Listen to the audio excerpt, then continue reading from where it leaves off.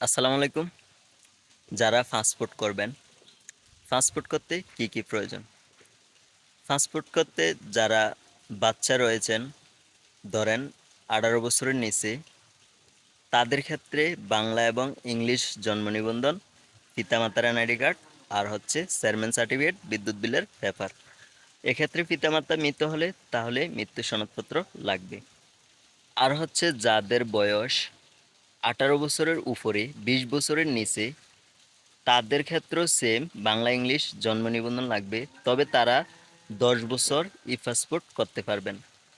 শুধু ১৮ বছরের নিচে হলে ৫ বছর ই পাসপোর্ট করতে পারবেন, আর ১৮ বছরের উপরে ২০ বছরের নিচে হলে ১০ বছর ই পাসপোর্ট করতে পারবেন।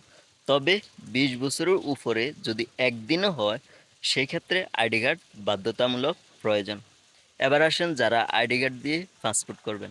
আইডি কার্ড দিয়ে পাসপোর্ট করার জন্য আইডি কার্ডের কপি, তারপর হচ্ছে পিতামাতার এনআইডি কার্ডের কপি, চেয়ারম্যান সার্টিফিকেট, বিদ্যুৎ বিলের পেপার লাগবে। যারা বিবাহিত রয়েছেন তাদের ক্ষেত্রে কাবিননামা, মহিলা হয়ে থাকেন সেক্ষেত্রে স্বামীর পাসপোর্ট কপি বা নিবন্ধনের কপি বা আইডি কার্ডের কপি লাগবে। আর হচ্ছে বিবাহিতদের ক্ষেত্রে সব কাগজপত্র স্বামীর বাড়ির থেকে নেবেন, আর শুধু পিতামাতার এনআইডি কার্ডটা বাপের বাড়ির থেকে নেবেন। আশা করি সম্পূর্ণ ভিডিওটি বুঝতে পারছেন। এরপর যদি কোনো প্রশ্ন থাকে অবশ্যই কমেন্ট বক্সে জানিয়ে দিবেন। ধন্যবাদ সবাইকে।